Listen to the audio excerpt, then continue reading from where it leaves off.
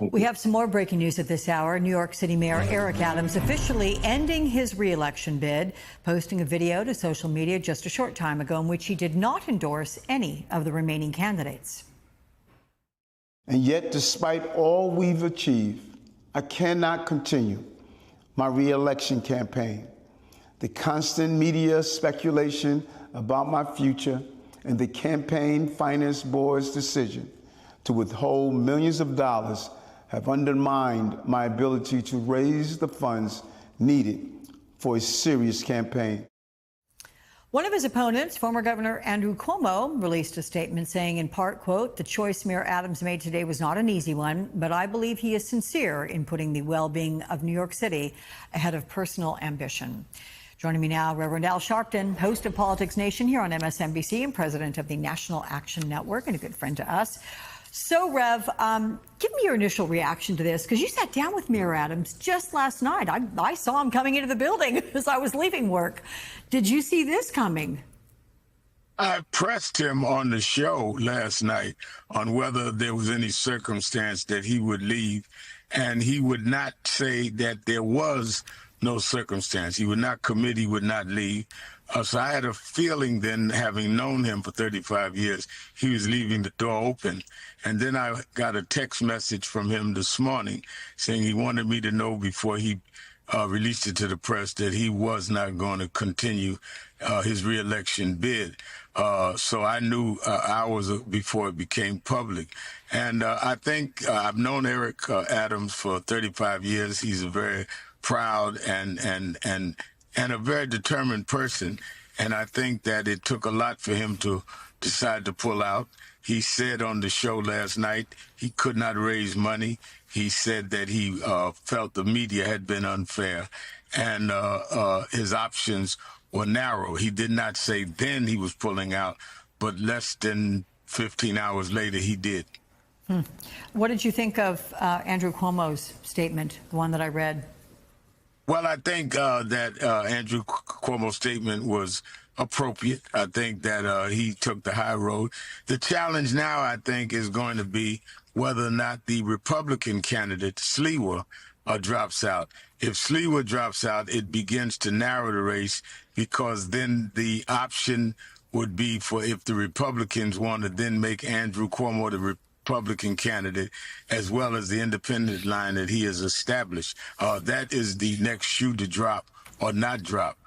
But it's up to Andrew Cuomo to make this a competitive race, because the polls right now has Mandani way ahead, and it would only narrow that a little if the Republican candidate dropped out. And I think there's going to be a lot of pressure on Sliwa to drop out.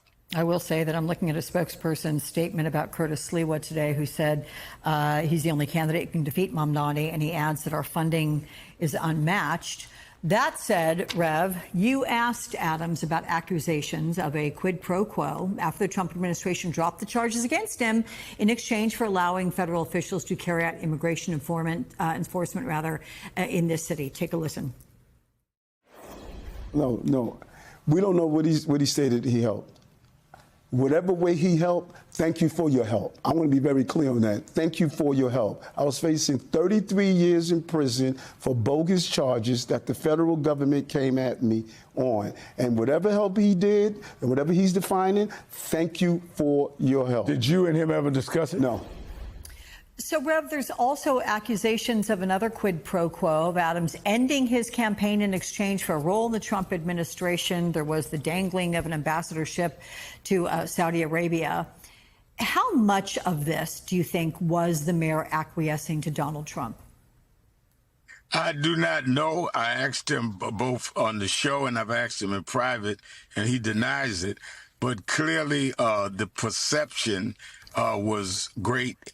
And I think a lot of the public felt that way, because Eric was very much supportive of the of the president, in terms of if ICE agents came to New York.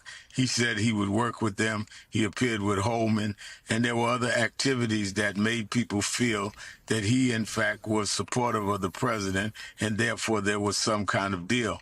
I don't think anyone has been able to confirm it, but the appearances, I think, hurt Adams rightly or wrongly.